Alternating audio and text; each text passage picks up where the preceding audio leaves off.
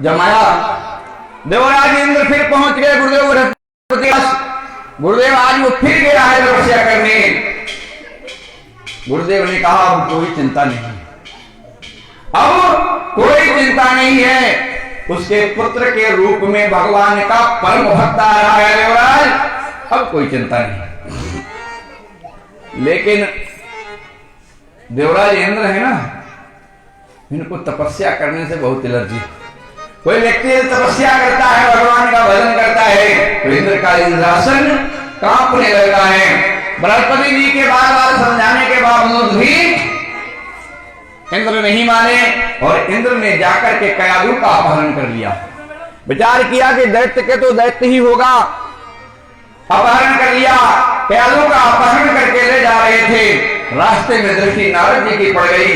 नारद जी ने इंद्र से कयादु को छुड़ा लिया और कयादु को अपनी कुटिया पर निवास दिया। इधर हिरण्यकश्यप तपस्या कर रहा है, एक पैर से होकर के महान तपस्या की, इतनी तपस्या की कि हिरण्यकश्यप के मस्तक से ब्रह्म तेज निकलने लगा। देवता लोग त्राह त्राह करने लगे। ब्रह्मा जी से कहते हैं कि ब्रह्मा जी जाकर के हिरण्यकश्यप को वरदान दो। ब्रह्मा जी गए, ब्रह्मा जी ने देखा, हिरण्यकश्यप से कहने लगे हिरण्यकश्यप मैं आ गया हूं, वरदान मांगना चाहते हो तो वरदान मांगो, मैं प्रसन्न हूं, मांग मांग वरदान मांगो। हिरण्यकश्यप कहने लगा महाराज यदि वरदान देना चाहते हो तो मुझे अजर अमर कर दो। अगर आप मेरी तपस्या से प्रसन्न हैं तो मुझे अजर अमर कर दो, मेरी मृत्यु ना हो। ब्रह्मा जी बोले महाराज अजर अमर तो हम भी नहीं है, उम्र तो हमारी भी निश्चित है, मृत्यु तो हमारी भी निश्चित है। एक दिन जब समय आएगा तो हमें भी मरना होगा, मैं अजर अमर नहीं कर सकता। दूसरा यदि कोई वरदान मांगना चाहते हो तो दूसरा वरदान मांग लो। हिरण्यकश्यप कह रहा है कि अगर अजर अमर नहीं कर सकते हो तो फिर दूसरा वरदान दे दो।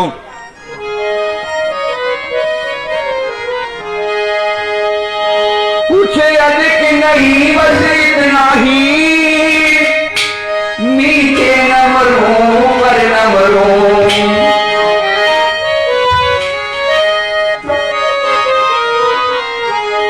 पूछे अधिक नहीं बस इतना ही, नीचे न मरूं पर न मरूं। और जिसमें न मरूं, दिन में न मरूं, भीतर न मरूं।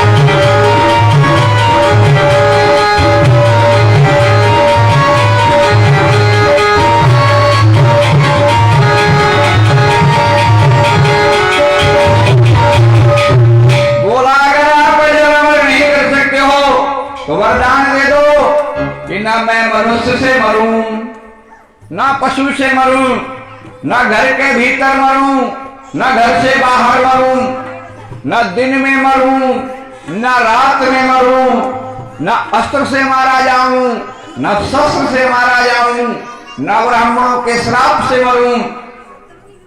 और महाराज जो 12 महीना आपने बनाए हैं, इन 12 महीनों में से किसी में मेरी मृत्यु नहीं हो। आपने प्राणी मात्र बनाए हैं, सृष्टि बनाई है, इस सृष्टि में किसी से मेरी मृत्यु नहीं हो। ब्रह्मा जी ने एक वस्तु कह दिया, कहा जाओ तुम्हारा ये वरदान सत्य हो। और ब्रह्मा जी ने जो वरदान दे दिया, ब्रह्मा जी वरदान देकर के अंतर ध्यान हो जाते हैं। हिरण्यकश्यप ने समझ लिया कि अब तो मेरी मृत्यु किसी से होने वाली ही नहीं अपने लिए और घर वापस आता है। तब तक कयाधु भी वापस आ जाती है नारद जी के आश्रम से। समय आने पर कयाधु के गर्भ से प्रहलाद जी का जन्म होता है। इधर जब वरदान पा लिया, बलवान तो वैसे ही था, बलवान तो वैसे ही बहुत था, लेकिन जब वरदान पा लिया तो और ज्यादा बलवान हो गया, और ज्यादा अत्याचार करने लगा। देवताओं के राज्य पर चढ़ाई कर दी। देवता लोग इधर उधर छिप जाते हैं, भाग जाते हैं। अब तो तीनों लोकों में त्राही त्राही मची हुई है। मुरादी करा दी, कोई भी भगवान का नाम नहीं लेगा। देवता दनुजा मनुज किन्नरा बल उसके से दहलाए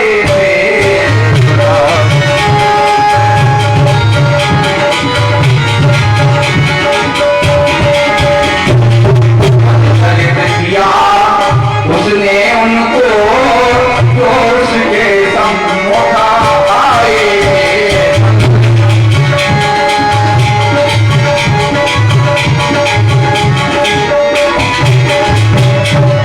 चारों तरफ त्राही त्राही मची है। देवता लोग भगवान की शरण में जाते हैं। भगवान से निवेदन किया।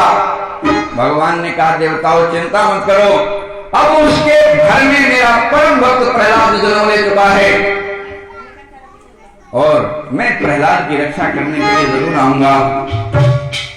इधर प्रहलाद जी थोड़े बड़े हो गए, पहरा लगवा दिया है पूरे नगर में, ड्यूटी दे दी सिपाहियों को भेज करके कि पूरे नगर में पहरा लगाओ, कहीं कोई भगवान का नाम लेता हुआ दिखाई ना दे जाए।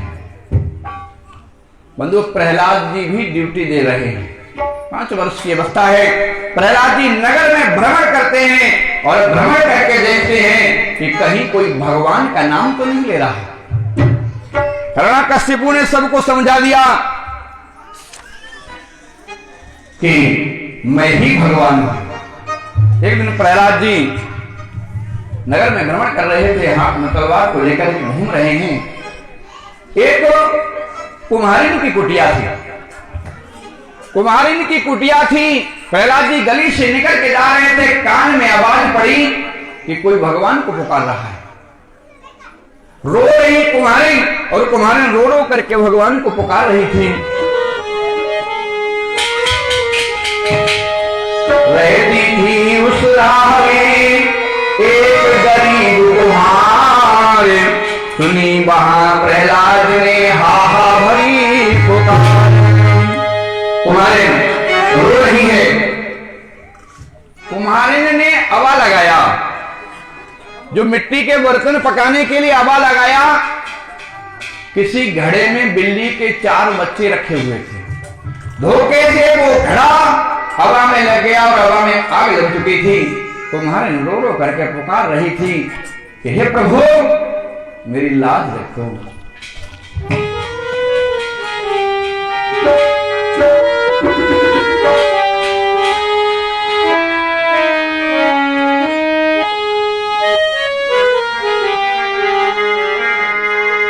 कुंवरी करे पुकार रे, तेरे नौकर तार रे, धोखे से लग गए हवा में बिल्ली के पुकार रे।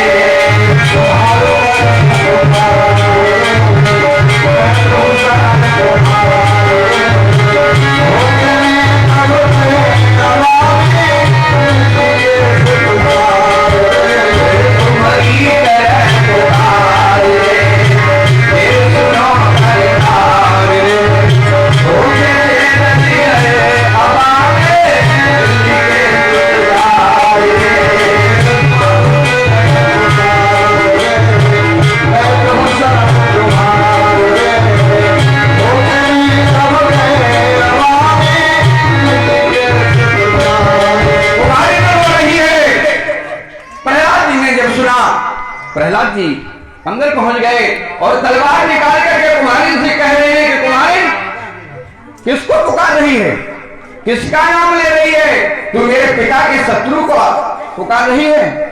क्या तुझे अपने प्राणों से मोह नहीं है? क्या तुझे मृत्यु अच्छी लगती है? कुमारिन कह रही है बेटा प्रहलाद, तुम्हारा पिता राजा तो है, तुम्हारा पिता राजा है, लेकिन भगवान नहीं, भगवान तो कोई और है। कुमारिन पूछने लगी, कुमारिन कहने लगी प्रहलाद मैं भगवान को पुकार रही हूं। प्रहलाद जी कहने लगे क्यों पुकार रही हो, क्या कारण है? कुमारिन बोली भैया प्रहलाद, मैंने आज हवा लगाया है, एक घड़े में बिल्ली के 4 बच्चे रखे हुए थे, वो घड़ा लग गया है हवा में आग लग चुकी है। बेटा मैं भगवान को इसलिए पुकार रही हूं कि वो बच्चे जीवित निकल आए, उन बच्चों का आग कुछ नहीं कर पाए। बेटा ये परम शक्ति भगवान में ही है, भगवान ही बचा सकता है, तेरा पिता नहीं। अब प्रहलाद जी विस्मय में पड़ गए, बोले क्या तुम्हारे भगवान में वो शक्ति है? तुम्हारा भगवान उस जलती हुई आग में उन बच्चों को बचा सकता है? कुमारी ने कहने लगी हां प्रहलाद, मेरा भगवान इतना शक्तिशाली है कि उस अग्नि को शांत कर सकता है, उन बच्चों को बचा सकता है।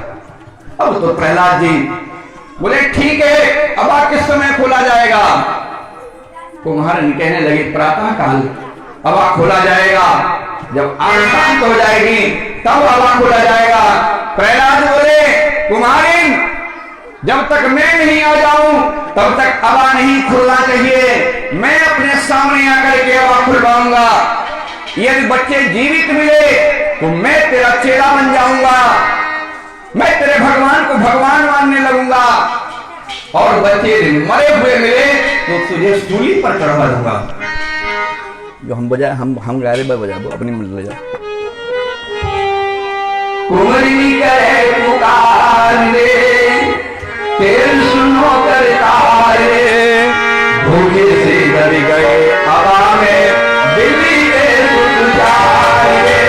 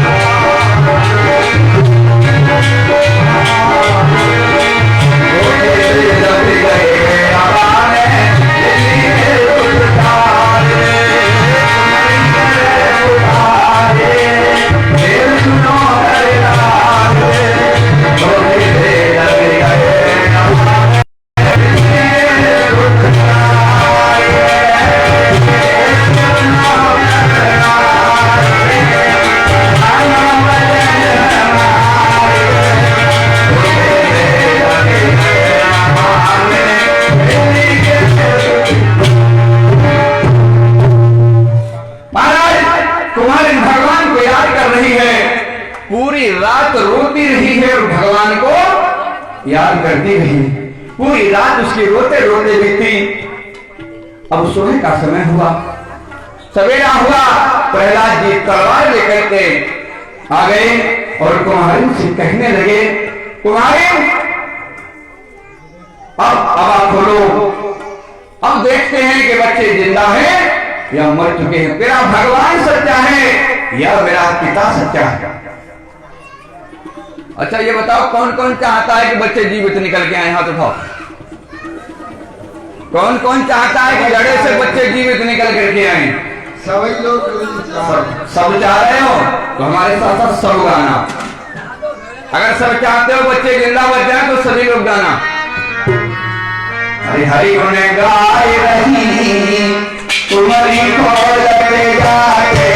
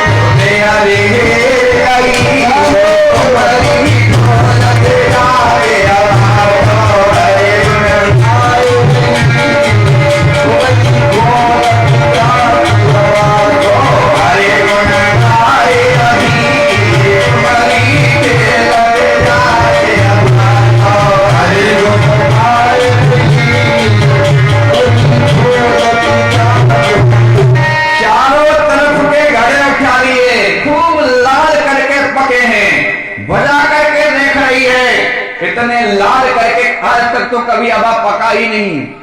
जब इतनी तेज आंच थी, इतनी तेज ज्वाला थी, तो बच्चे कैसे जीवित बचे होंगे? लेकिन भगवान को ध्यान करती जा रही है, खोलती जा रही है। बड़े बड़े जारी रहे कछु बच्चे,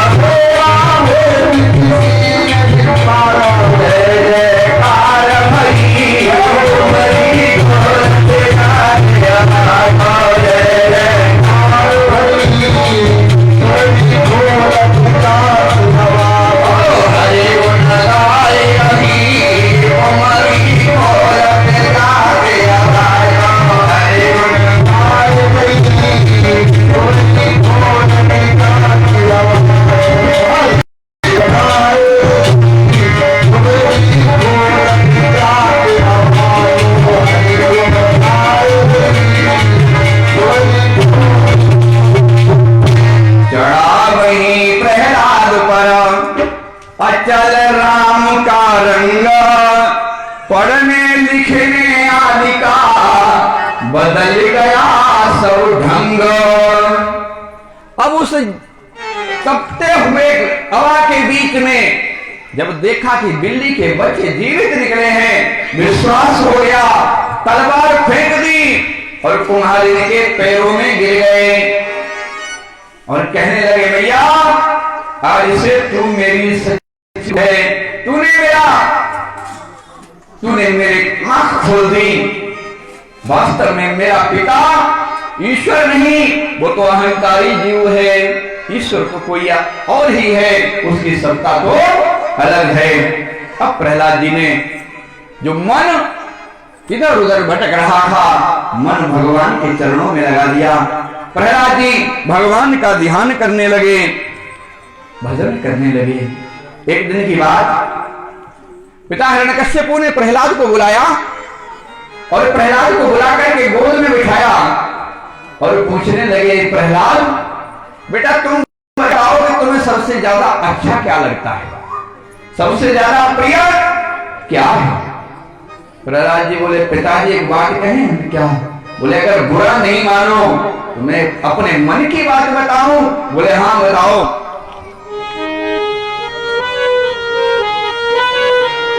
सुनी बोले प्रहलाद पिताजी बुरा न मानो,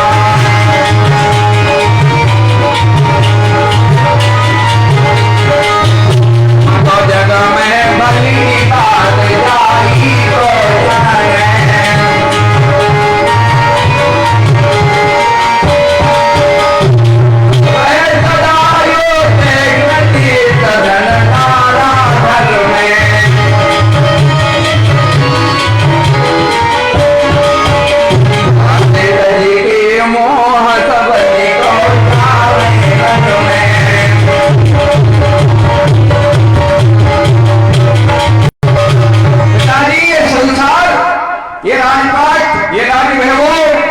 जो भी है सब मिथ्या है। पिताजी अगर सत्य है, सबसे अच्छा है, तो केवल नारायण का नाम है। पिताजी मेरे मन में ऐसा आ रहा है कि सबको छोड़ो और छोड़ करके भगवान नारायण का भजन करूं। मुझे तो नारायण सबसे ज्यादा प्यारा है। राम नाम अति मीठो है, कोई गा के देख ले। राम नाम अति मीठो है, कोई गा के देख ले। आ जाते हैं राम कोई बोला के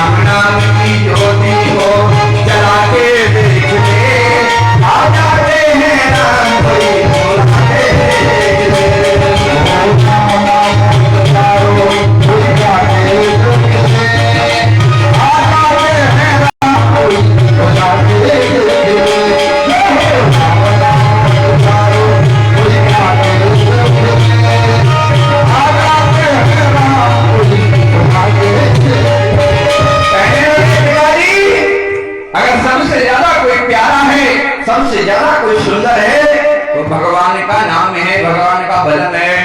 जो ही सुना कि सबसे छोटा सबसे प्यारा पुत्र हमारे शत्रु का नाम ले रहा है, उठा करके गोद से पटक दिया, तेरी बुद्धि किसने बिगाड़ दी।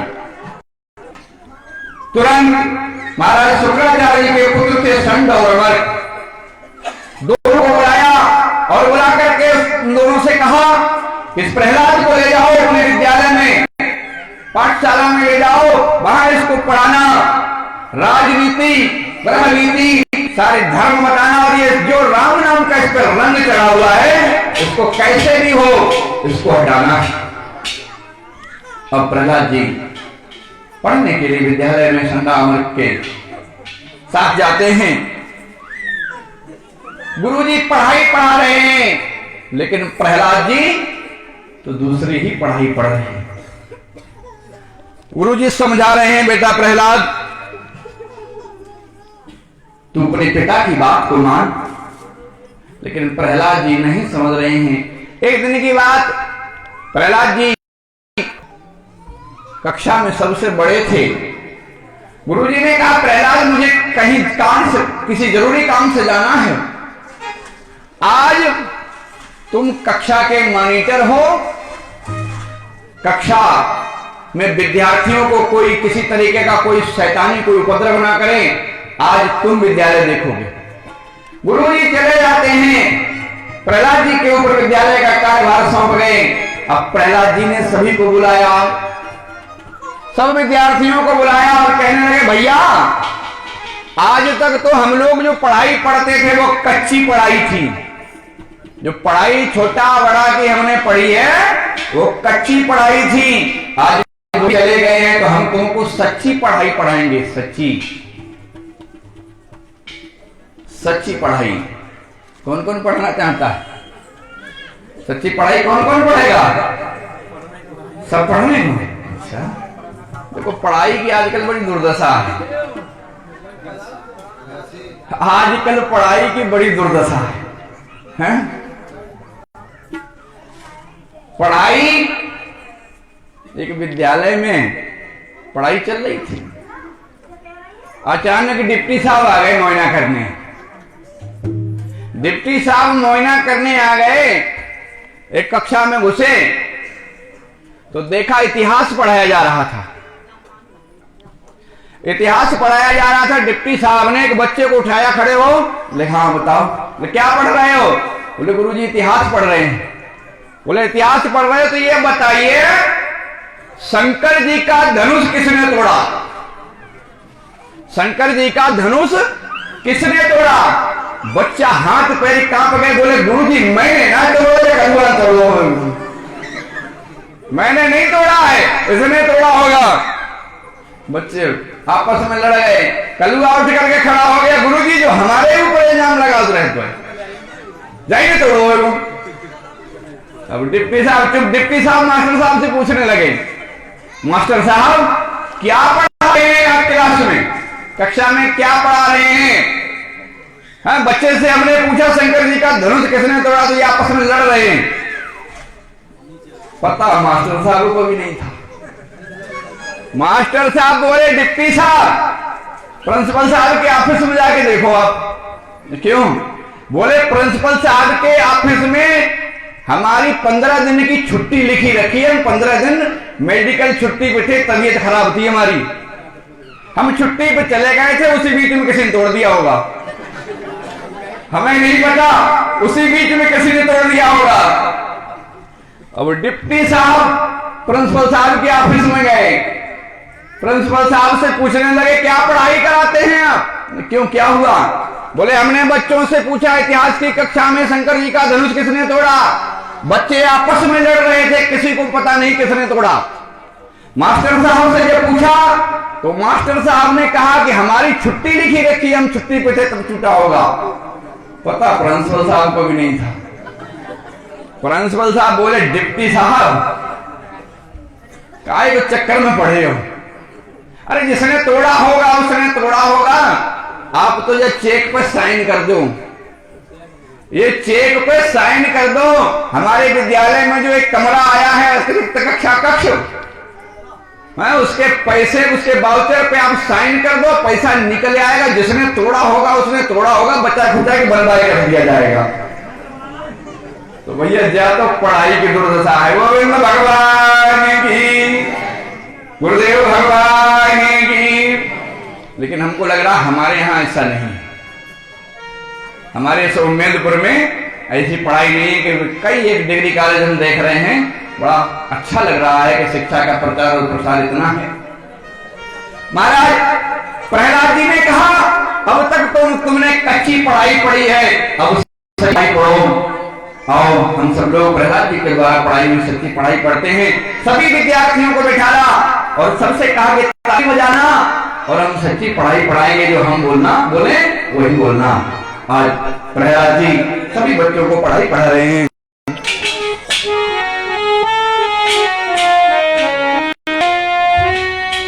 श्रीमन नारायण नारायण नारायण,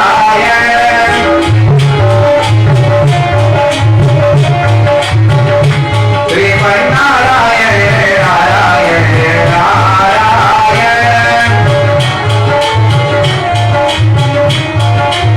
सभी लोग बोले श्रीमन नारायण नारायण नारायण,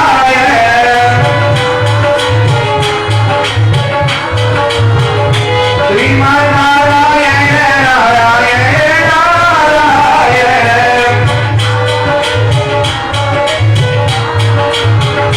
लक्ष्मी नारायण नारायण नारायण,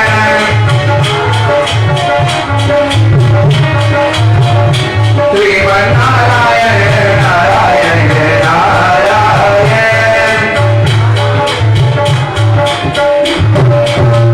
वो लक्ष्मी नारायण भगवान की। प्रहलाद जी सबको श्रीमन नारायण का संकीर्तन करा रहे हैं। सभी बच्चे बड़े प्रेम से तन्मय होकर के ताली बजा रहे हैं और कीर्तन कर रहे हैं। तब तक गुरुजी भी आ गए। गुरुजी लौट करके आ गए। गुरुजी ने जब बाहर से आवाज सुनी, विचार करने लगे कि हमारा ये विद्यालय है क्या कोई मंदिर धर्मशाला है। खिड़की के पास खड़े हो गए। जब देखा कि सभी विद्यार्थी बड़ी तन्मयता से भगवान का कीर्तन करने लगे, कर रहे हैं, तो अपने आप भी वहीं खिड़की के पास खड़े होकर के कीर्तन करने लगे, ताली बजाने लगे और नाचने लगे। आज विद्यालय का पूरा रंग ही बदल दिया है। जब चेत हुआ संगमरग को कि अगर राजा को पता चल गया तो हमारी फांसी हो जाएगी, अंदर जाते हैं, प्रहलाद को डांटते हैं, बच्चों से वो पढ़ाई बंद कराते हैं। धीरे धीरे इसी तरीके से पढ़ाई चल रही है। एक दिन छुट्टी पड़ी, प्रहलाद जी फिर घर आए। प्रहलाद जी को बड़े प्रेम से पिता ने अपने गोद में बिठाला और फिर पूछने लगे, ये बताओ बेटा, तुमने इतने दिन में क्या पढ़ा है, कौन सी पढ़ाई की है? प्रहलाद जी कहने लगे, पिताजी हमने जो पढ़ाई की है वो बताएं। बोले हाँ। बोले हमने पढ़ा है श्रवणम कीर्तनम विष्णु स्मरणम पाद सेवनम अर्चनम वंदनम दास्यम सख्यमात्मनिवेदनम। पिताजी हमने पढ़ा है श्रवणम, भगवान की कथाओं को सुनो। पहली वक्ति भगवान की कथाओं को सुनो। दूसरे कीर्तन, पिताजी भगवान नारायण के नाम का कीर्तन करो। विश्राम, हर समय भगवान का ध्यान करो। पाद सेवनम, भगवान के चरणों की, संतों की चरणों की सेवा करो। अर्चनम, पुष्पाद से भगवान की अर्चना करो। वंदनम, प्रार्थना करो। दास्यम, अपने को भगवान का दास बना दो। सख्यम, अगर दास नहीं बना सको तो भगवान को सखा बना लो, मित्र बना लो। और पिताजी नमी भक्ति है, आत्मनिवेदनम, जो कुछ भी है वो भगवान को निवेदन कर दो। तेरा तुझको अर्पण, क्या लागे मेरा। पिताजी ये भगवान की 9 तरीके की भक्ति है, जिसने इस 9 तरीकों में से 9 माह जिनके एक होई नारी पुरुष सजा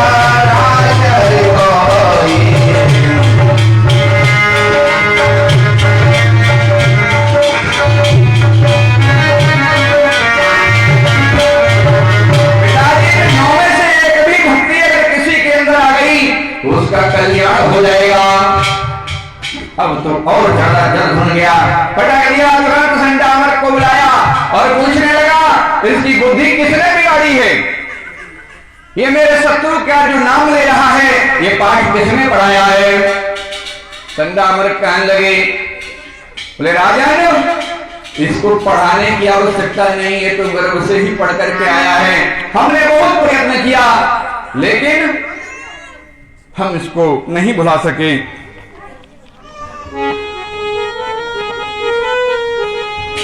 क्यों रे छोरा बात सिखाई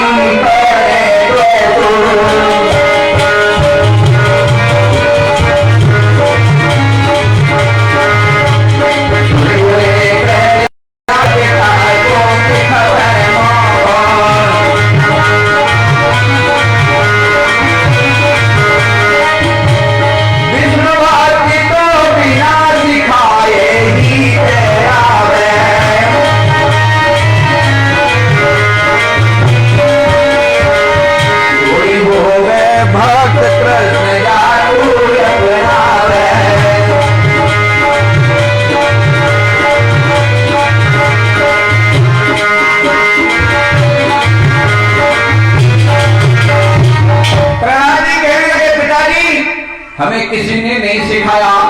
भगवान की भक्ति तो स्वतः उत्पन्न होती है और जो जानना चाहता है भगवान के बारे में भगवान उसको जना देते हैं। जो जानहि तेहि देहि जनाई, जानत तुम्हें तुम ही हो जाई। भगवान को जानना चाहता है भगवान स्वयं उसको जना देते हैं। क्रोध के मारे आग बबूला हो गया। इधर गुरुजनों ने मना कर दिया, राजन तुम्हारे इस बच्चे को पाठ पढ़ाने की बस की बात हमारी नहीं। अब विचार करने लगा इसको कैसे दंडित किया जाए। तुरंत आदेश देता है इस प्रहलाद को बांध करके ले जाओ सिपाहियों और इसको पहाड़ से फेंको, पहाड़ से फेंको, ऐसा फेंको कि ये मर जाए। सिपाही बांध करके ले जाते हैं और पहाड़ से फेंक देते हैं, लेकिन पहाड़ को से फेंकने से पहले भगवान नारायण क्षीर सागर में बैठे हुए हैं। माता जी नजर आ रही है। माता लक्ष्मी जी रो पड़ी कि प्रभु आज दुष्ट भक्त के लिए फेंक रहा है। भगवान ने तुरंत पृथ्वी माता को आदेश दिया कि पृथ्वी मेरे पुत्र के लिए प्रहलाद के लिए कोई चोट नहीं लगनी चाहिए।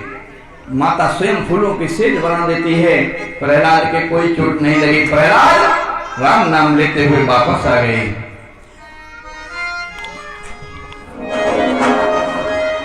पटका पहाड़ से मही मगर वे सारे पर्वत फूल हुए। समझता था वो प्रहलाद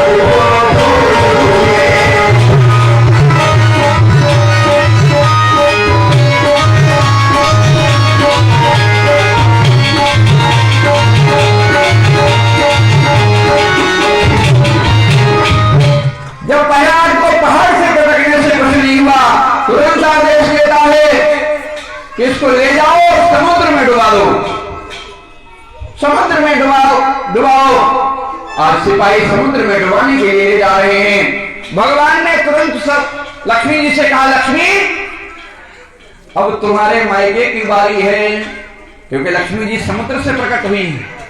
कहा भगवान ने, लक्ष्मी तुम अपने पिता को सूचना दे दो कि अगर मेरे भक्त का बाल बांका हो गया तो ध्यान रखना अगस्त जी के रूप में मैंने ही 3.5 चुल्लू में पी लिया। अगर मेरे भक्त का बाल बांका हो गया तो समुद्र का नाम निशान मिटा दूंगा। महाराज समुद्र में जब डाला गया, समुद्र में फूलों की सेज बना ली, गोद में ले लिया। प्रहलाद का बाले मां का नहीं हुआ। अब न पहाड़ के गिराने से कुछ हुआ, न समुद्र में डुबाने से कुछ हुआ। आदेश दिया कि खूनी हाथी के आगे छोड़वा दिया जाए। सिपाहियों से कहा जंगल से खूनी हाथी पकड़ करके लाओ और प्रहलाद को खूनी हाथी के सामने छोड़ दो। खूनी हाथी पकड़ने के लिए शिकारी चले। इधर भगवान नारायण ने गणेश जी को याद किया। गणेश जी का मन में ध्यान किया,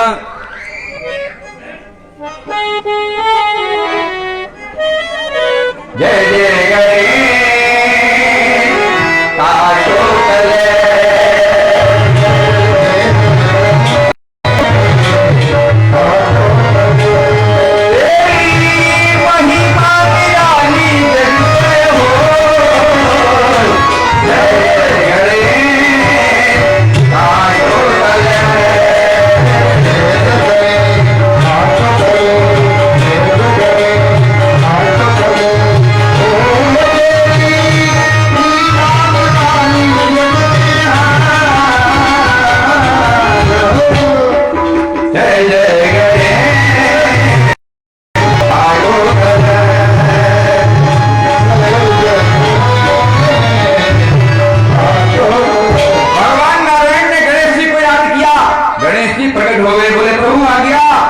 भगवान बोले मेरे भक्त को हाथी के सामने छुड़वाया जा रहा है और हाथी तुम्हारे वंशज हैं। मेरे भक्त का बाल बांका नहीं होना चाहिए।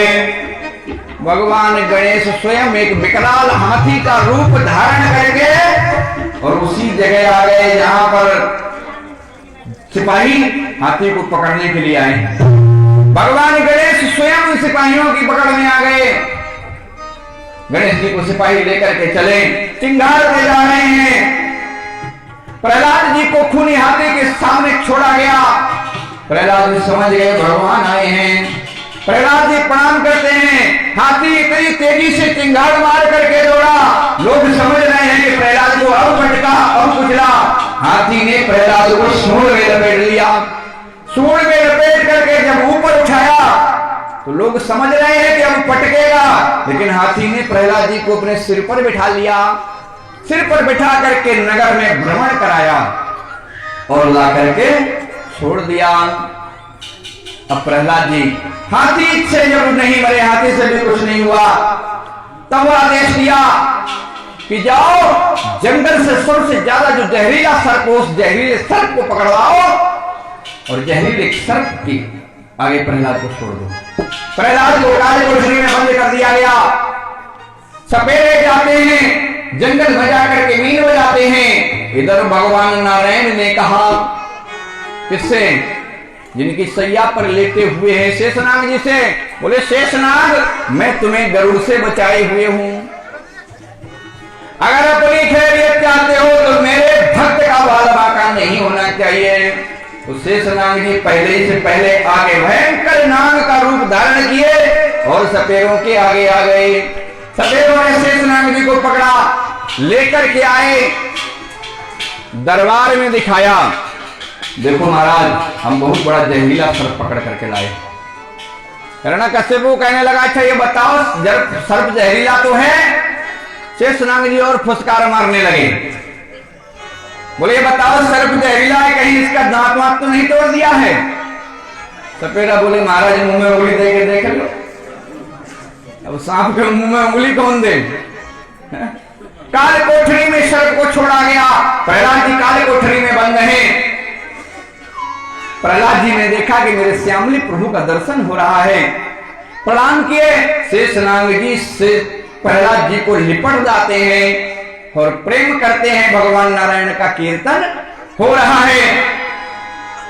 शेषनाग जी को जब देखा हिरण्यकश्यप ने कि शेषनाग से भी कुछ नहीं हुआ, प्रहलाद नहीं मरा, अब कालकूट नाम का विष मंगवाया।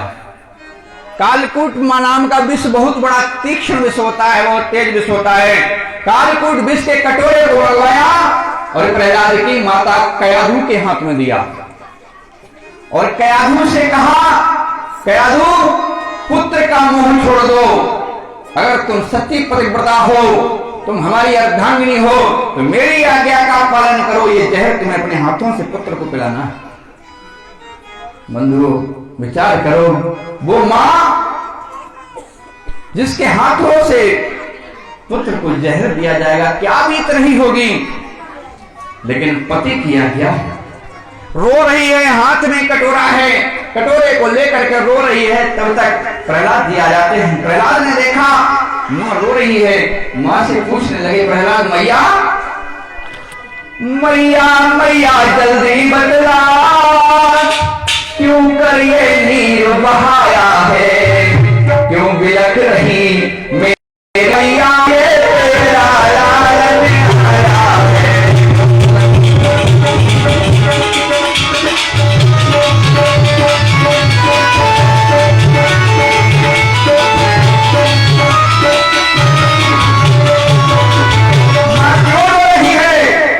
आज मां की हिलकी बंधी है, मां कह नहीं पा रही है। प्रहलाद जी बार बार पूछ रहे हैं। जब बहुत पूछा तो मां कहने लगी, मां बेटा मैं धर्म संकट में पड़ी हूं। अगर मैं पतिव्रत धर्म को निभा रही हूं, पति की आज्ञा का पालन कर रही हूं, तो मेरा पुत्र जा रहा है। पुत्र को बचा रही हूं तो मेरा धर्म जा रहा है। क्या करूं? प्रहलाद जी यहां से बोले, मैया तुझे मेरे भगवान पर विश्वास नहीं है, तुझे मेरे भगवान पर भरोसा नहीं है। मैया जब पहाड़ से गिराने से कुछ नहीं हुआ, हाथी के आगे छुड़वाने से कुछ नहीं हुआ, समुद्र से डुबाने से कुछ नहीं हुआ, नाग के आगे छुड़वाने से कुछ नहीं हुआ, मैया मेरा ये जहर कुछ नहीं बिगाड़ पाएगा। हाथ में कटोरा ले लेते हैं, जबरदस्ती छीन लिया और पीने लगते हैं। इधर माता लक्ष्मी जी रो पड़ी, वैकुंठ में माता लक्ष्मी जी रो पड़ी और लक्ष्मी जी ने भगवान नारायण से कहा, प्रभु एक कालकूट विषम मत प्रभाव जरूर दिखाएगा, प्रभु मेरे भक्त को बचाओ। भगवान ने तुरंत भोलेनाथ का ध्यान किया। देखो एक जे ऐसे हैं भोलेनाथ जो जहर पी सकते हैं। हमने देखा कुछ लोग जो हैं गांजा सुल्फा इत्यादि पीते हैं, और जब उनसे कहो कि भैया ये क्यों पीते हो, तो कहते हैं कि शंकर जी की मूर्ति है, शंकर जी का प्रसाद है। बंधु, शंकर जी नशा नहीं करते, गांजा भांग सुल्फा नहीं पीते, भांग चढ़ाई जाती है शंकर जी के ऊपर। क्यों? कि शंकर जी ने जब कालकूट नाम का विष पिया था, जहर पिया था समुद्र मंथन के समय, तो उस जहर से उनका मस्तक तपने लगा था। इसलिए उस मस्तक को ठंडा करने के लिए भांग घोट करके उनके मस्तक पर लेप किया जाता है, चढ़ाई जाती, न कि पिलाई जाती। भांग इतनी ठंडी औषधि है कि यदि कोई व्यक्ति किसी के दिमाग पर गर्मी आ जाए, उसका सिर मुड़वा करके और भांग का मोटा मोटा लेप करा दो तो आधी गर्मी दूर हो जाती। भोलेनाथ पीते नहीं। और मैं चैलेंज करता हूं, भगवान भोलेनाथ ने 1-2 तोला नहीं, किलो 2 किलो नहीं, करोड़ों टन जो विष निकला था समुद्र मंथन में, करोड़ों टन, उस करोड़ों टन विष को पीकर के गले में रोक लिया, नीचे नहीं उतरने दिया।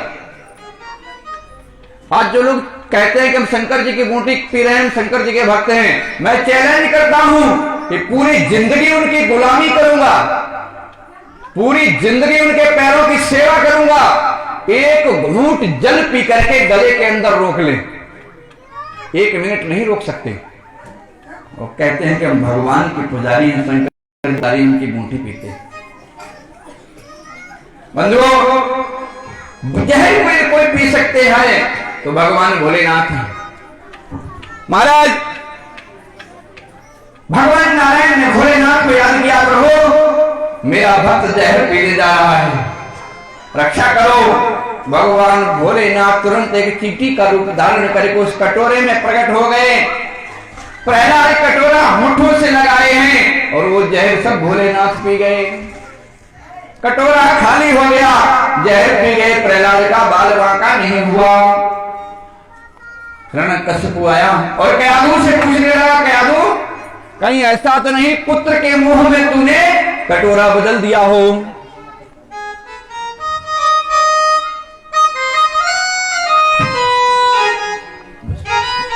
कटोरा बदल दो नहीं दिया। कह दो कहने लगे नहीं पतिदेव मैंने कटोरा नहीं बदला है, कटोरा तो वही है। दो बहुत बड़े चापलूस नौकर थे उसके हिरण्यकश्यप के, हर समय हाँ में आते रहते थे।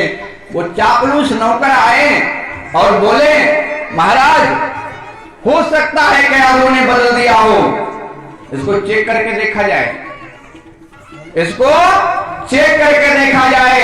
हिरण्यकश्यप को कहने लगा हाँ ठीक है, तुम दोनों इसमें से एक एक बूंद चाट करके देखो, जो कटोरे में रह गया है लगा हुआ इसको थोड़ा थोड़ा चाट करके देखो। कभी कभी चालाकी करने वाला फंस जाता है बुरा।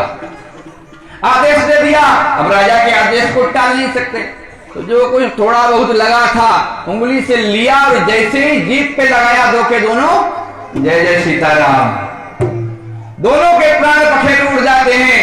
अब प्रहलाद जी को बड़ा कष्ट हुआ, प्रहलाद जी रोने लगे कि मेरे कारण इन दोनों बेचारों की मौत हुई है, मृत्यु हुई है। प्रहलाद जी रो रो करके भगवान से निवेदन करते हैं कि प्रभु इनको जीवन दान दो। भगवान कृपा करते हैं, दोनों जीवित होते हैं। गोविंद भगवान की, गुरुदेव भगवान की।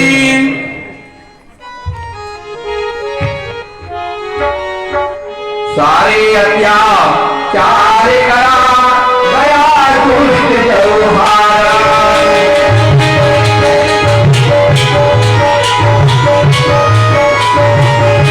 सारे अत्याचार करा गया दुष्ट जौहारा, बहन होलिका के निकट आया तुम चाटकारा।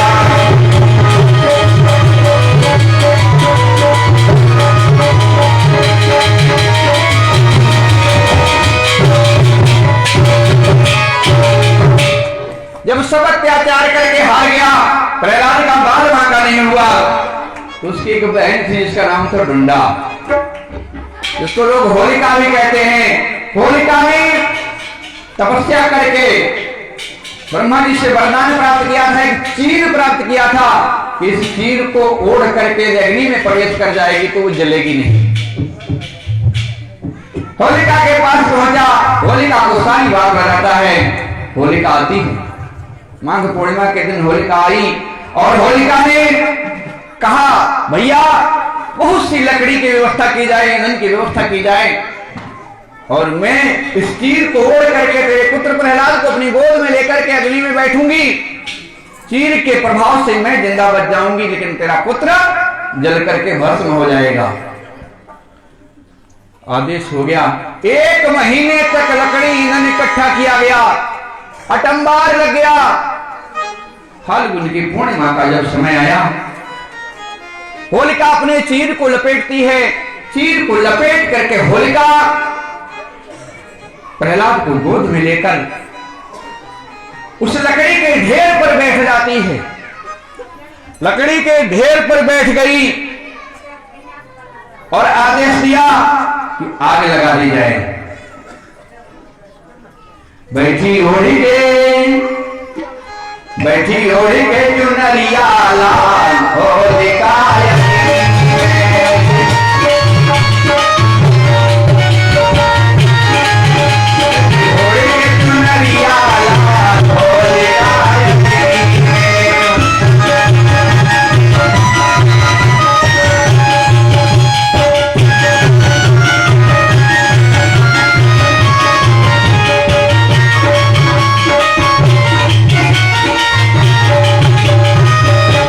वंश की ओढ़िया सोचा जरा नो प्रहलाद हो।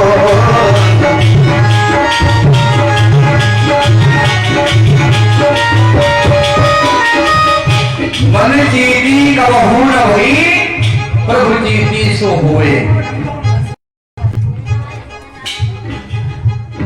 भगवान के भक्त प्रहलाद को गोद में लेकर के बैठ दी है, आग लगा दी गई। जब आग लगाई, आग जलने लगी, भगवान ने तुरंत आग को आदेश दिया, अग्निदेव को आदेश दिया कि अग्निदेव मेरे भक्त का बाल बांका नहीं होना चाहिए। वायुदेव को आदेश दिया कि जहां मेरा भक्त प्रहलाद है वहां तुम शीतल हो जाओ। एक बात बताओ, घर में जब होली मनाते हैं गांव में, तो प्रहलाद जी की तो जय बोलते हैं, प्रहलाद जी की जय बोलते हैं, लेकिन होलिका मैया की जय क्यों बोली जाती है? क्यों परीक्षित जी, होलिका मैया की जय बोलते हैं, क्यों बोली जाती है? बुआ ही संसर्गया दोष गुणा भवंती, संसर्ग से दोष और गुण उत्पन्न होते हैं। प्रहलाद भगवान का परम भक्त है और होलिका प्रहलाद की बुआ। दूसरी बात, एक महात्मा बोले लाला, जब होलिका जलने जा रही थी, प्रहलाद को जलाने जा रही थी, तब उसके मन में मातृ भाव जागृत हो गया और मन में सोचने लगी, प्रहलाद कयादू का पुत्र है, अगर कहीं उसकी जगह मेरा पुत्र होता तो मेरे पे क्या बीतती। तो वो जो चुनरिया ओढ़े थी कयादू ने, होलिका ने स्वयं प्रहलाद को लपेट दी। बैठी होली के चुनरिया लाल होलिका,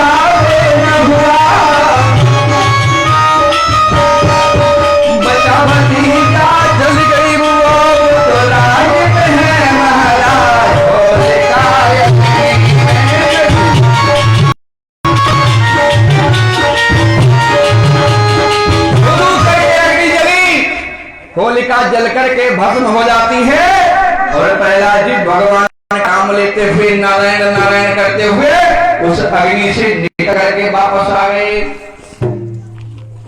जब भक्तों ने देखा प्रहलाद जीवित बचे हैं, देवता लोग पुष्प वर्षा करने लगे, फूल बरसाने लगे, जय जयकार करने लगे और जो राक्षस थे वो राक्षस हाहाकार करने लगे। बंधुओं, जिस दिन से प्रहलाद होलिका से बचे हैं, उसी दिन से यह पर्व आज भी हमारे यहां मनाया जाता है और यह पर्व राक्षस और देवता दोनों मनाते हैं, दैत्य और मनुष्य दोनों मनाते हैं, लेकिन मनाने का तरीका अलग अलग होता है। भक्त मनाते हैं तो कैसे मनाते हैं?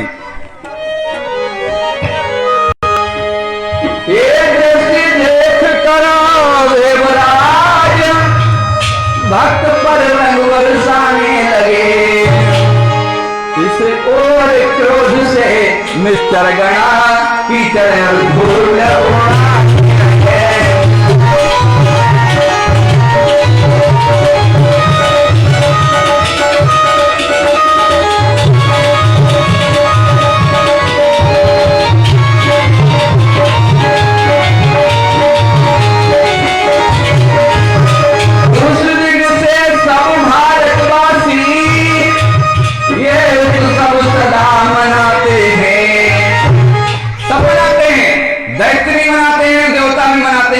और हमारे बीच में मनाते हैं। लेकिन पहचान कैसे?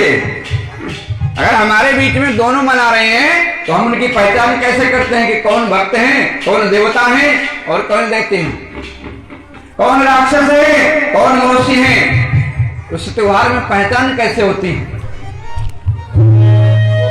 उस दिन से सब भारतवासी ये उत्सव सदा मनाते हैं और जन जन रंग खेलते हैं, उड़ाते हैं।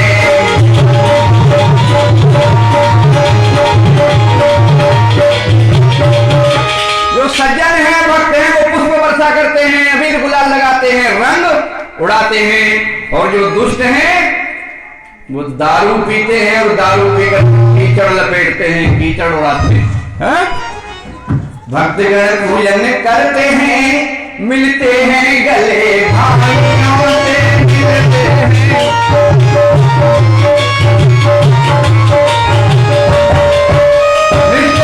दारू पीते हैं, लाते हैं माथे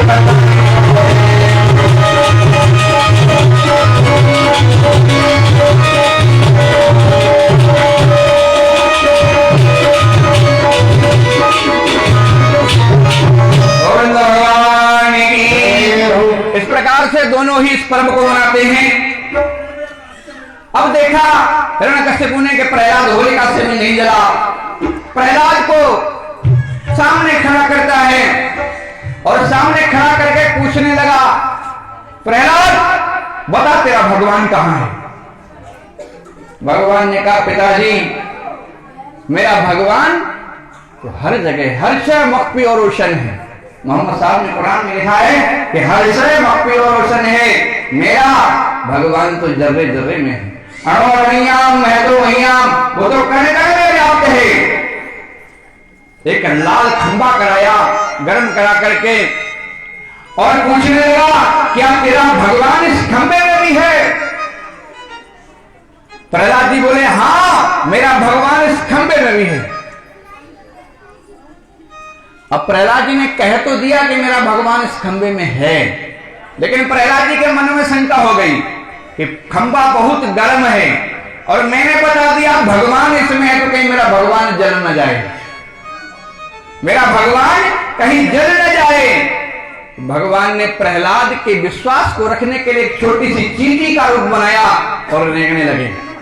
अब प्रहलाद ने समझ लिया कि जब इस चींटी का कुछ नहीं हो रहा है तो मेरे भगवान का क्या होगा। कहने लगे, हाँ है इसमें भी है।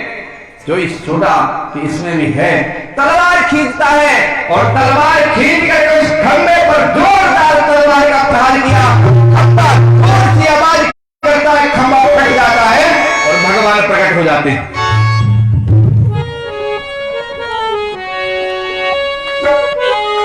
हिरण्यकश्यप ने खंभ पर कीना खड्ग प्रहारा, उसी समय नरसिंह बना प्रगटे जलधारा। तेज आवाज हुई, खंभा फटा, भगवान प्रकट हो जाते हैं। अब भगवान का स्वरूप क्या है? यहां से ऊपर दोनों हाथ और सिर शेर का, लंबी लंबी दाढ़ें बाहर निकली हुई और नीचे मनुष्य का घर घुरा रहे हैं। एकदम झपटे और झपट करके हिरण्यकश्यप को उठा लिया। हिरण्यकश्यप को उठा लिया।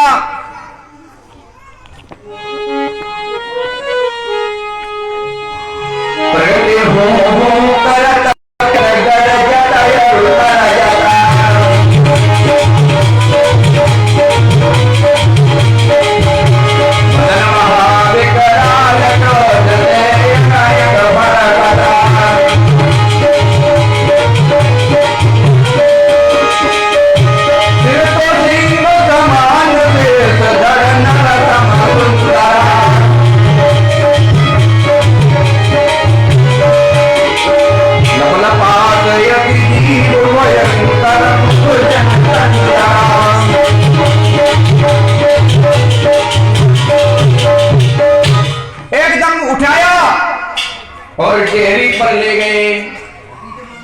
डेयरी पर ले जाकर के भगवान बैठ जाते हैं और हिरण्यकश्यप को अपनी जंघा पर लेटा लिया।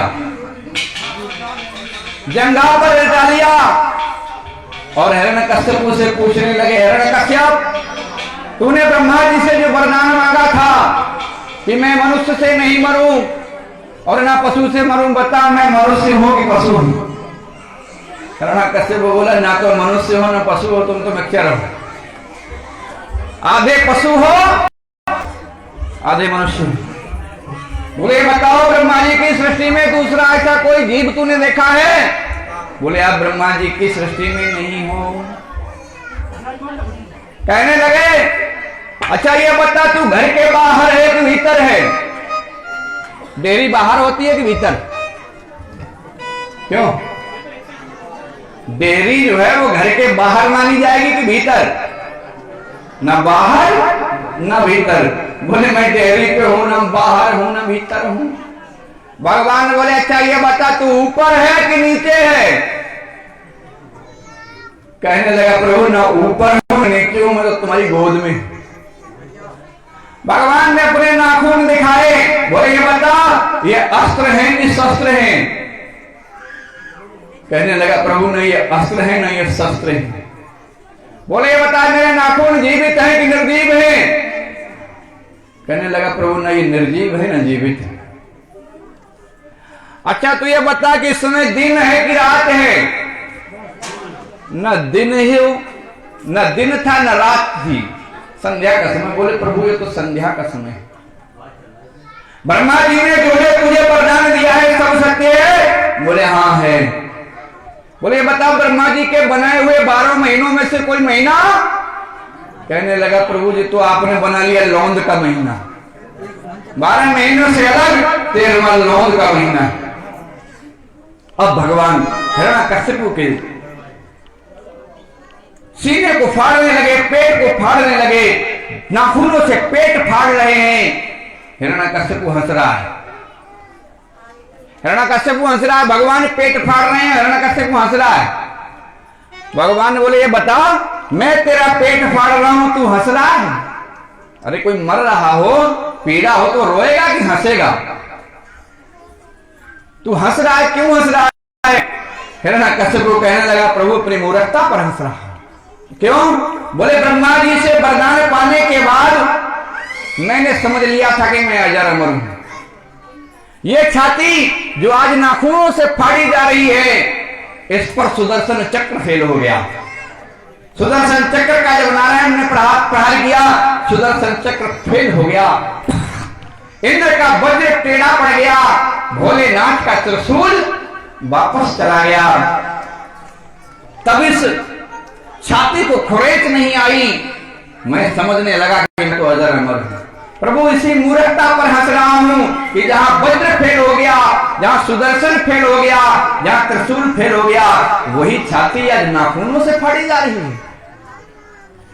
भगवान ने उसका वध कर देते हैं। भगवान ने हिरण्यकश्यप की आंखों को निकाला और माला की तरह पहन लिया और पहन करके भगवान अब हिरण्यकश्यप के सिंहासन पर विराजमान हो गए। हिरण्यकश्यप के सिंहासन पर विराजमान हुए,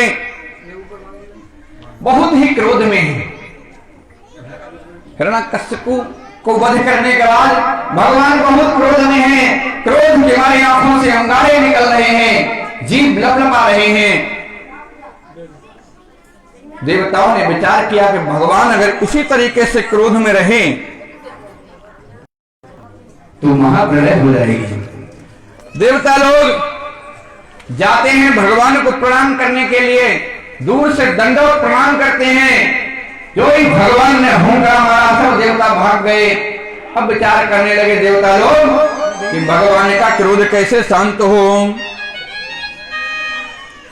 दूरे ते दंडोत करे सुरपास न जावे।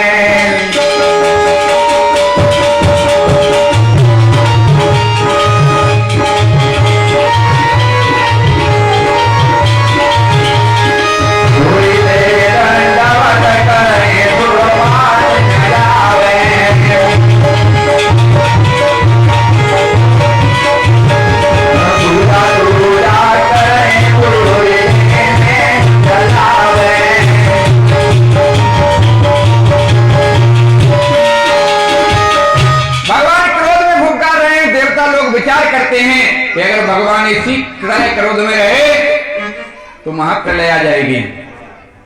अब देवता लोग ब्रह्मा जी के पास गए। ब्रह्मा जी बोले मैया लक्ष्मी जी भगवान को शांत कर सकती हैं। माता लक्ष्मी जी को ये अहंकार है कि भगवान हमें बहुत प्रेम करते हैं, हमें बहुत प्रेम करते हैं। हम जब भगवान के पास जाएंगे तो भगवान का क्रोध शांत हो जाएगा। और अधिकतर होता है, घरों में अधिकतर होता है। बाहर से कितने वीर बन के आओ, कितनी लड़ाई जीत के आओ, जंग जीत के आओ, कितने गुस्से में आओ, जब घर पहुंचे 11,000 वोल्टेज को देख के सबके वोल्टेज डाउन है, होता है ऐसा। महाराज लक्ष्मी जी को अहंकार है कि हमारे पति कितने भी क्रोध में हो, हमारे पहुंचते ही क्रोध शांत हो जाएगा। सभी देवता लोग लक्ष्मी जी के पास गए, लक्ष्मी जी से कहा मैया प्रभु बड़े क्रोध में हैं।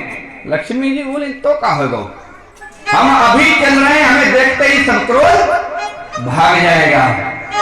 लक्ष्मी मैया ने बड़ा सुंदर श्रृंगार किया, सुंदर श्रृंगार करके हाथ में फूलों की माला लेकर के छम छम करती हुई भगवान के पास जाने के लिए तैयार हुई।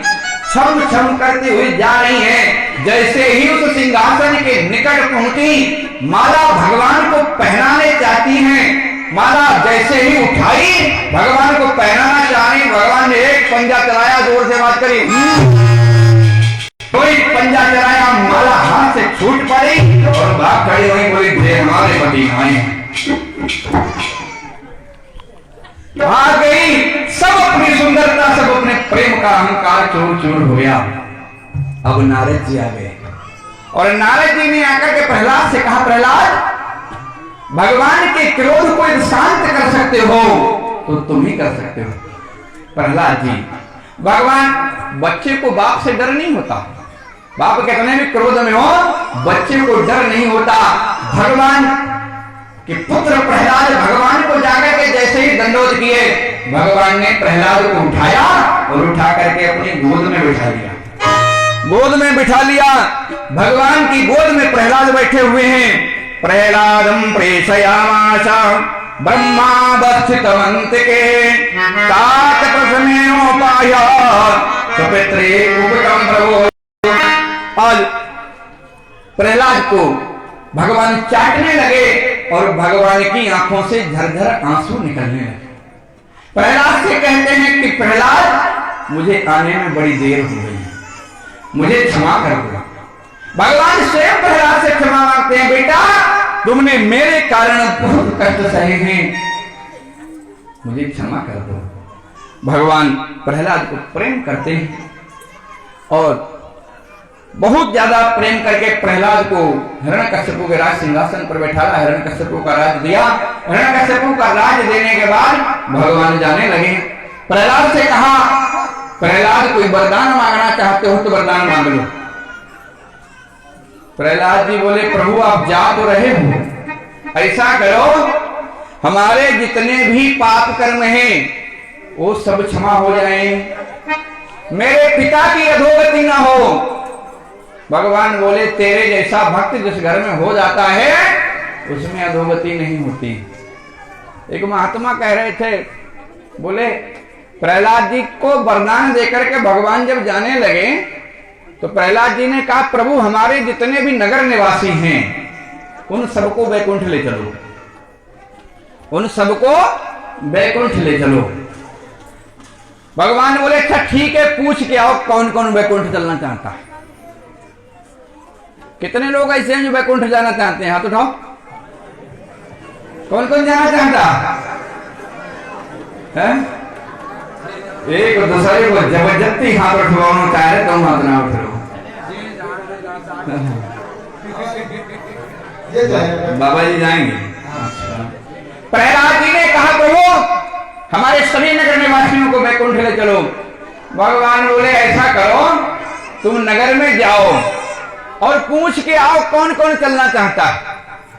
प्रहलाद जी निकल के गए, जाकर के सबसे पूछते हैं, भैया भगवान आए हैं, कोई वैकुंठ चलोगे? कोई जाने को तैयार ना है। एक बड़ी बूढ़ी अम्मा, उम्र कम से कम 90 साल की, नाती पोताओं ने घर से चारपाई बाहर निकाल दी, टूटी सी चारपाई पे गली में पड़ी है, खांसी आ रही है, कोई बात पूछने वाला नहीं है, भूखी प्यासी पड़ी हैं और मन में कह रहे हैं कि हे भगवान अब तो हमें बुलाइए ले, अब तो जो शरीर छूट ही जाए, अब तो हमें बुलाई लो। तब तक प्रहलाद जी पहुंच गए और प्रहलाद जी बोले, अम्मा हाँ बोले भगवान आए हैं और कह रहे हैं कि जो कुछ बैकुंठ को जो कोई चलना चाहता है वो चले, भगवान ले जाने को तैयार हैं। बड़ी खुश हो गई और बोली ऐ लल्ला भगवान आए हैं? बोले हाँ। कहाँ आए? बोले हमारे राज सिंहासन पर बैठे हैं। बोले लल्ला भगवान आए हैं तो एक प्रार्थना हमारी कर दियो। क्या?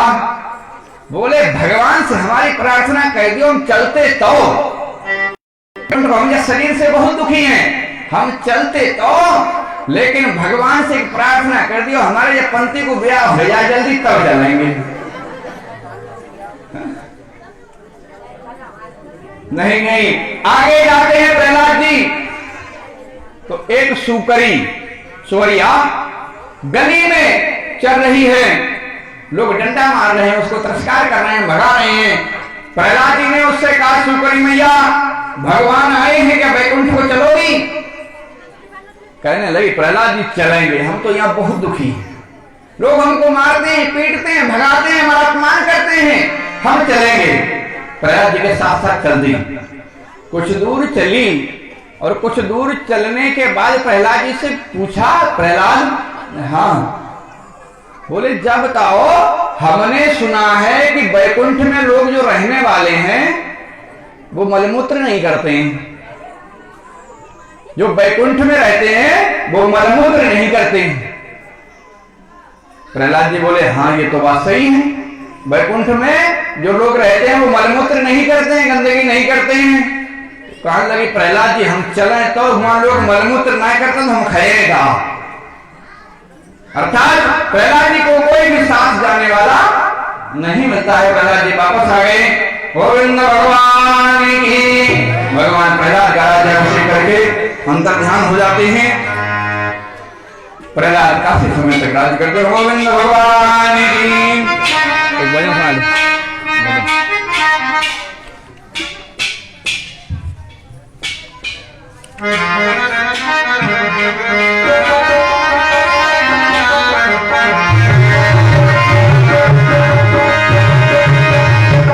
दरबार की, राधा कृष्ण भगवान की।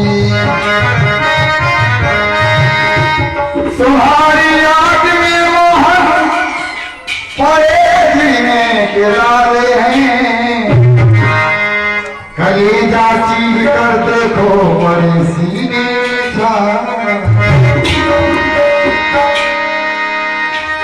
कभी राजी तो कभी मुझसे खपा रहती है। भैया ऐसी चीज कौन सी है बता सकते हैं? कभी राजी तो कभी मुझसे खपा रहती है, जिंदगी तू ही बता तू मेरी कौन लगती है। कभी हंसाती है ये कभी मुझे रुलाती है,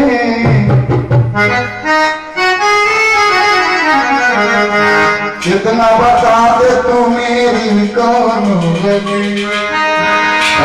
भगवान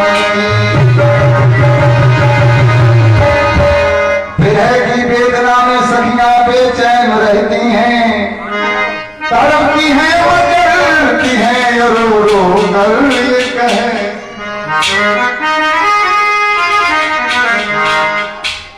और हंसा के क्यों रो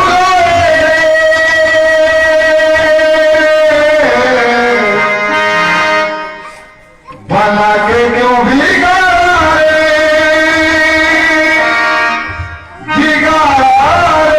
नसीबा। पक्षी कहना भाई हमारा नहीं है।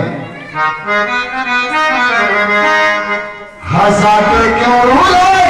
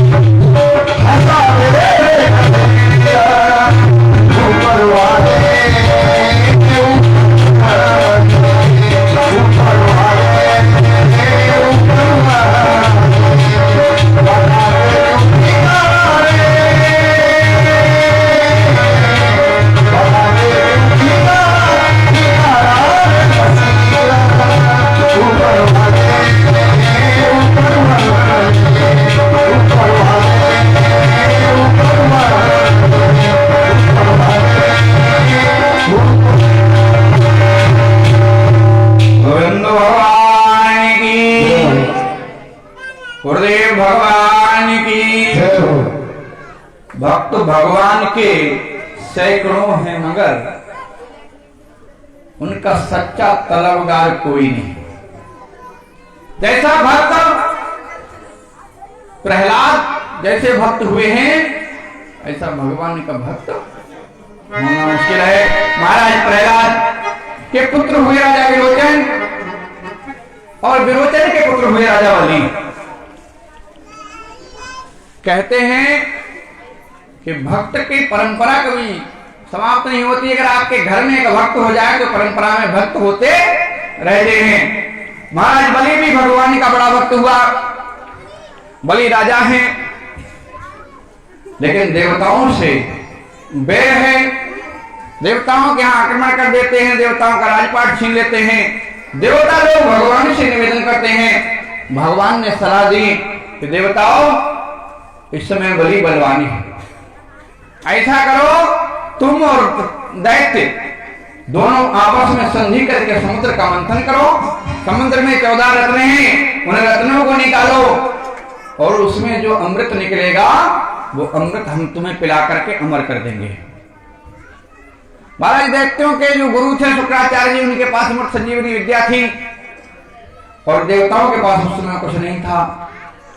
शुक्राचार्य अमृत संजीवनी विद्या के द्वारा मरे हुए दैत्यों को जीवित कर देते थे। भगवान ने सलाह दी, देवराजेंद्र देवताओं को लेकर के बलि के पास गए, आपस में सलाह की और समुद्र का मंथन किया। समुद्र मंथन करने पर 14 रत्न निकले। पहला रत्न निकला, सबसे पहले निकला विष, जहर सबसे पहले निकला। और बंधु जहर ही सबसे पहले निकलता है। हम भगवान का भजन करने बैठते हैं तो सबसे पहले जो वासना आती है, चिंता आती है, वही जहर है। अब उस जहर से तीनों लोग जलने लगे। भगवान ने निवेदन किया, भगवान भोलेनाथ ने उसको पान किया। दूसरे नंबर पर ऐरावत नाम का हाथी निकला। ऐरावत हाथी इंद्र को दे दिया गया। उच्चैश्रवा नाम का घोड़ा निकला, वो राजा बलि को दे दिया गया। फिर एक कल्प वृक्ष निकला, कल्प वृक्ष स्वर्ग में स्थापित कर दिया गया। कौस्तुभ मणि निकली, कौस्तुभ मणि भगवान के कंठ में चिपक गई। रंभा नाम की अप्सरा निकली, वो रंभा अप्सरा स्वर्ग में चली गई।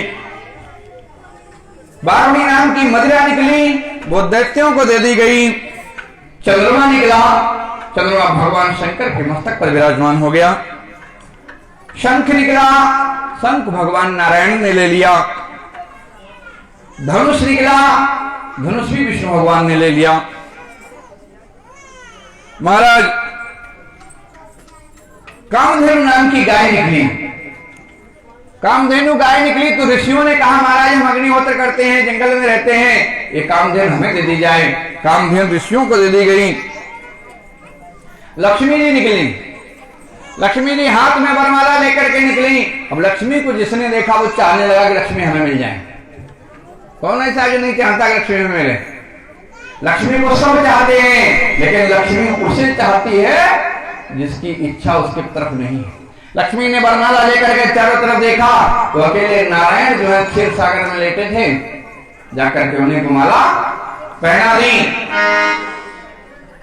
महाराज उसके बाद वैद्यराज धन्वंतरी जी निकले, जो अमृत का कलश लिए हुए हैं। उस अमृत को लेकर के देवता और दैत्य आपस में लड़ने लगे कि हम पिएंगे कि हम पिएंगे।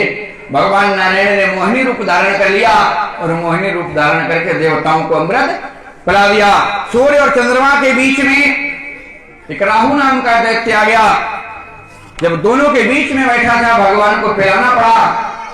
उसने जब अमृत पी लिया, सूर्य और चंद्रमा चिल्लाने लगे कि ये दैत्य है। भगवान ने उसका सिर काट दिया। अमृत के प्रभाव से वो अमर हो गया, धड़ केतु हो गया और सिर राहु हो गया। वो आज भी सूर्य और चंद्रमा को ग्रहण करते हैं, परेशान करते हैं। गोविंद भगवान की। इधर जब अमृत देवताओं ने पी लिया, देवता बलवान हो गए। अब शुक्राचार्य से दैत्य पूछने लगे, बलि पूछने लगे, महाराज अब क्या होना चाहिए? शुक्राचार्य जी ने कहा, राजन अब तुम 100 अश्वमेध यज्ञ करो। जो 100 अश्वमेध यज्ञ कर लेता है वो इंद्रासन का अधिकारी हो जाता है, वो इंद्र बन जाता है। बलि ने संकल्प लिया और संकल्प लेकर के यज्ञ प्रारंभ कर दिए। 99 यज्ञ पूरे हो चुके हैं, 100वां यज्ञ होने की तैयारी है। इधर महाराज कश्यप की जो पत्नी थी अदिति, अदिति को बड़ी चिंता होने लगी। अदिति ने विचार किया कि हमारे पुत्रों का, देवताओं का सब कुछ जा रहा है। एक दिन चिंता तो बैठी थी, अपने पति से कहने लगी, प्राणनाथ हमारे पुत्रों का सब लुट गया,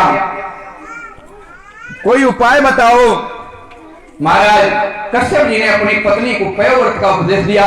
12 दिन का ये व्रत होता है, इस व्रत को जो करता है उसके हम भगवान आते हैं। महाराज अदिति ने उस तपस्या को किया, उस व्रत को किया। अदिति के गर्भ में भगवान प्रवेश कर जाते हैं। समय आने पर भगवान ने अवतार लिया। बड़ा छोटा सा स्वरूप है, 52 अंगुल के भगवान अवतार लिए। उनका नाम पड़ा वामन भगवान। सब देवता लोग आए, वामन भगवान की स्तुति की, प्रार्थना की। वामन भगवान बोले हमें पहले अपना काम करने दो, उसके बाद स्तुति करना। वामन भगवान देवताओं का कार्य सिद्ध करने के लिए जब अवतार लिए हैं तो हाथ में माला लेकर के, कमंडल लेकर के वो बलि की यज्ञशाला की तरफ प्रस्थान करने लगे। बलि की यज्ञशाला की तरफ जा रहे हैं।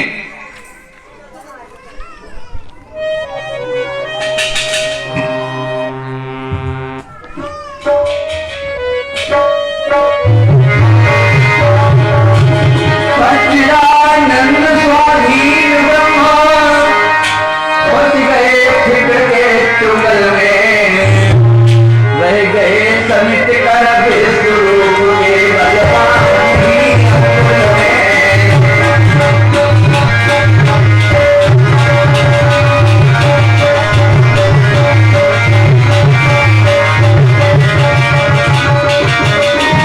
जयंती को तुम भूल गए,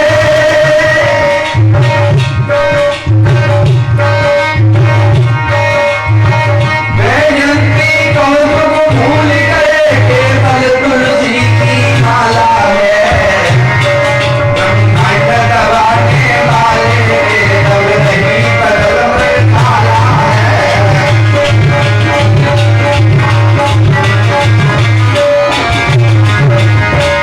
जो ब्रह्मांड को दबाने वाले हैं 52 अंगुल में हो गए। भक्त की रक्षा करने के लिए गौना बन करके यज्ञशाला की तरफ जा रहे हैं, राजा बलि के दरवाजे की तरफ जा रहे हैं। मंद मंद चाल है, भगवान की छवि देखते ही बनती है। मतवारी जाकी चाल में रोया दीदी को लाल, मतवारी मतवारी जाकी चाल में रोया दीदी को लाल, मतवारी जाके घूंघर वाले बाल में रोया दीदी को लाल, जाके घूंघर वाले बाल में रोया दीदी को लाल, मतवारी जाकी चाल में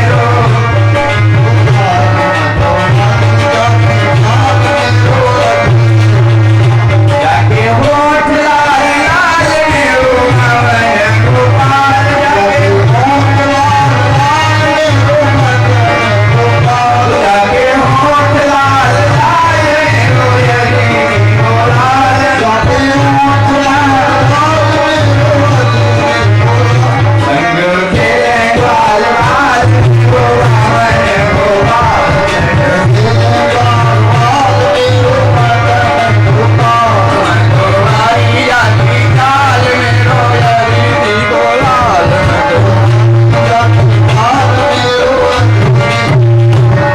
आज कमंडल हाथ में लिए हैं, कमंडल हाथ में लेकर मृगशाला को बगल में दबाए हुए महाराज बलि की यज्ञशाला की तरफ जा रहे हैं। नर्मदा नदी के उत्तर तट में क्षेत्र है भृगुकच्छ क्षेत्र। भृगुकच्छ क्षेत्र में बलि यज्ञ कर रहे हैं। 99 यज्ञ पूर्ण हो चुके हैं, 100वां यज्ञ प्रारंभ हो चुका है। वामन भगवान धीरे धीरे चलते हुए बलि की यज्ञशाला में पहुंचे।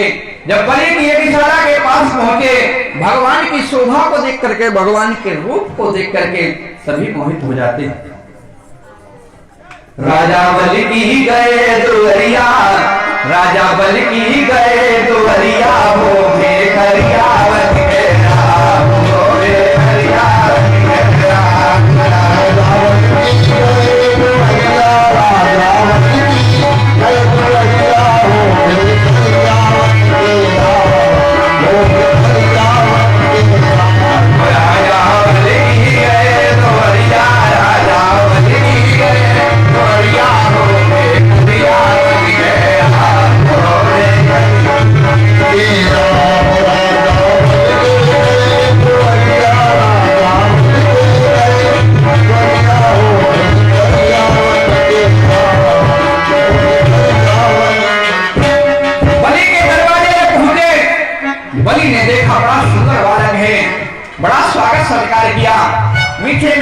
वचनों से स्वागत सत्कार किया, आसन बिठाला और आसन बिठा करके आसन पर बिठाया, पूजन किया और पूजन करने के बाद राजा बलि पूछने लगे, स्वागतम ते नमस्तुभ्यं ब्रह्मन् किं करवामि ते ब्रह्मर्षीणां तपः साक्षात् मन्ये त्वर्यवपुर्धरम्।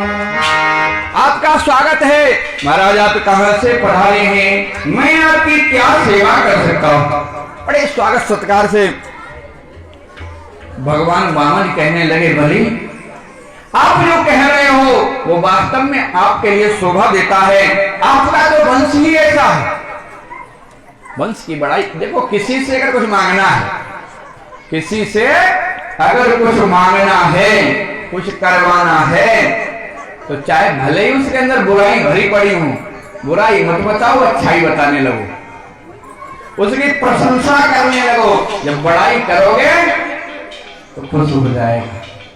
क्यों परीक्षित जी, कहो कि बड़ाई अगर करो तो खुश होगा। भगवान बलि की बड़ाई करने लगे, राजन तुम बहुत बड़े दानी, और तुम क्या, तुम्हारा तो परिवार ही दानी है, तुम्हारा वंश ही विश्वविख्यात हुआ है। तुम्हारे पिताजी महाराज विरोचन बहुत बड़े दानी हुए हैं, उनके राज्य में कोई भी किसी चीज को निराश होकर के नहीं जाता था। तुम्हारे पिताजी बहुत बड़े दानी हुए, और तुम्हारे बाबा प्रहलाद तो भगवान के इतने बड़े भक्त हुए हैं कि भगवान को स्वयं उनके कारण अवतार लेना पड़ा। बहुत बड़े भक्त हुए हैं, प्रहलाद जी जैसा भक्त ना कोई हुआ है दूसरा न हो। बलि विचार करता है कि ये तो बहुत ऊंची ऊंची बातें कर रहे हैं, बहुत बड़ी बड़ी बातें कर रहे हैं। पिता की बड़ाई की, बाबा की बड़ाई की, अब नंबर आया परबाबा का। परबाबा कौन थे, अभी कथा सुनी आपने। प्रहलाद जी के पिता कौन थे, हिरण्यकश्यपु। कैसे थे, क्यों चौहान साहब, कैसे थे, बहुत बढ़िया आदमी थे। प्रहलाद जी के पिता हिरण्यकश्यपु दुर्दांत दैत्य, लेकिन भगवान ने बुराई नहीं बताई। कहने लगे तुम्हारे परबाबा हिरण्यकश्यपु तो इतने वीर पुरुष थे, इतने वीर पुरुष थे कि तीनों लोग उनके डर के मारे थर-थर कांपते थे। खूब बड़ाई की, खूब बड़ाई की। जब बड़ाई करने के बाद हिरण्य महाराज बलि प्रसन्न हो गए, कहने लगे महाराज गुणगान तो बहुत कर लिया, अब बताओ आप क्या चाहते हो, क्या मांगना चाहते हो, जो मांगना चाहते हो मांग लो। इधर वामन भगवान की सेवा पूजा हो रही है, इधर शुक्राचार्य जी महाराज उसी रिसाला में बैठे मने मन में घुटघुटा रहे हैं और सोच रहे हैं कि ये वामन नहीं है, बौना नहीं है, ये भिखारी नहीं है, भिक्षा मांगने नहीं आए हैं, तो कुछ ना कुछ छल करने आए हैं। वामन भगवान बलि से कहते हैं, राजन मुझे कुछ नहीं चाहिए, मुझे क्या करना, मैं तो सन्यासी हूं। बलि बोले महाराज आपको राज्यपाट चाहिए हो, राज्यपाट दे सकता हूं, नगर गांव दे सकता हूं, और महाराज ब्रह्मचारी जीवन व्यतीत करते करते अगर गृहस्थी में जाने की इच्छा हो तो बता दो, तो तुम्हारा ब्याह करा देंगे, विवाह करा देंगे। मांगो, क्या मांगना चाहते हो। वामन भगवान बोले महाराज और कुछ नहीं चाहिए, अगर तुम्हें देना ही चाहते हो। वामन बोले चाहिए नहीं तेरी धन दौलत और रकम। राजन मुझे धन दौलत नहीं चाहिए, अगर देना ही चाहता है। वामन बोले चाहिए नहीं तेरी धन दौलत और रकम, दे सकता है तो तेरा जनपद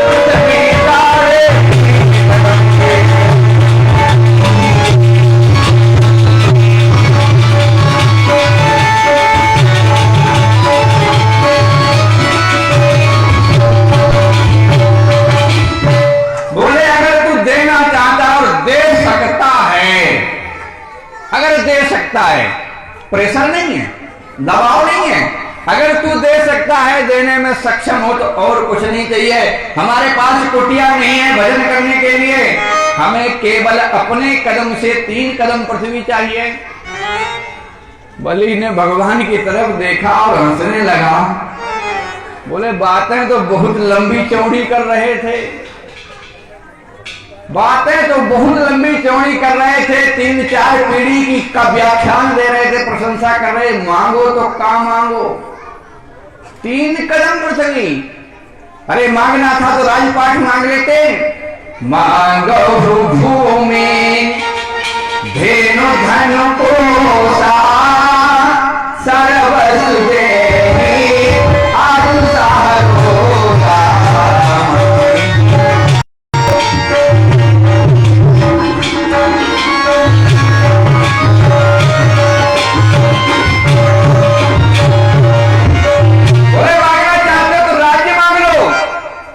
भगवान बोले हमें राजपाट से कोई मतलब नहीं है, अगर दे सकते हो तो ये 3 कदम पृथ्वी ही चाहिए, और ना दे सका तो मने कर दो। बलि कहने लगा महाराज बलि के दरवाजे से आज तक कोई निराश होकर के नहीं गया। भगवान बोले ऐसे नहीं लेंगे, अगर देना है तो पहले संकल्प करो, बिना संकल्प का दान हम नहीं लेते। इधर शुक्राचार्य जी जले भुने जा रहे हैं, शुक्राचार्य जी मन में घुटघुटा रहे हैं और बलि से कहते हैं कि बलि संकल्प मत कर देना, बलि संकल्प मत कर देना। ये जो बामन अंगुल के दिखाई दे रहे हैं, ये बामन अंगुल के नहीं है, मौना नहीं है, ये बामन अंगुल में तो इनकी महिमा है।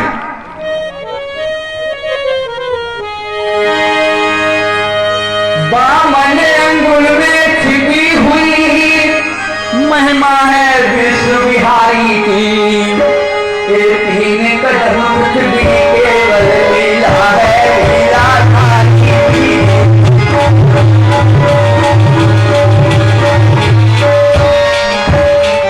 बलि दान मत दे देना, ये बामन अंगुल में तो महिमा है इनकी, ये 3 कदम पृथ्वी कुछ नहीं है, लीला है, ये तुम्हें ठगने आए हैं, तुम्हारा सब कुछ चला जाएगा।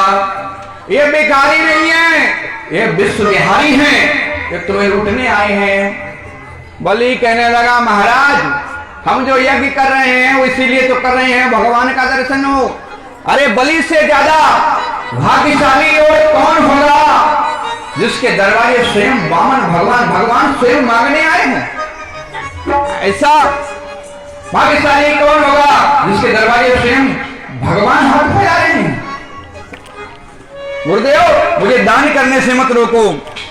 वे विष्णु बिहारी आए हैं या विष्णु बिहारी आए हैं, हमको तो है बस ज्ञाते ही बल के दरवाजे आए हैं।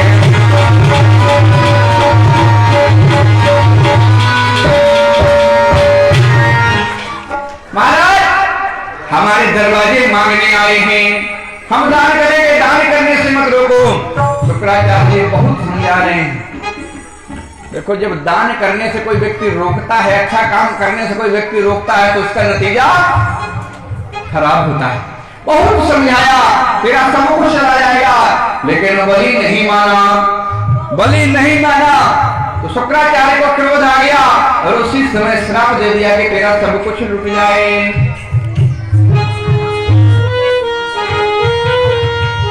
लखे वाले की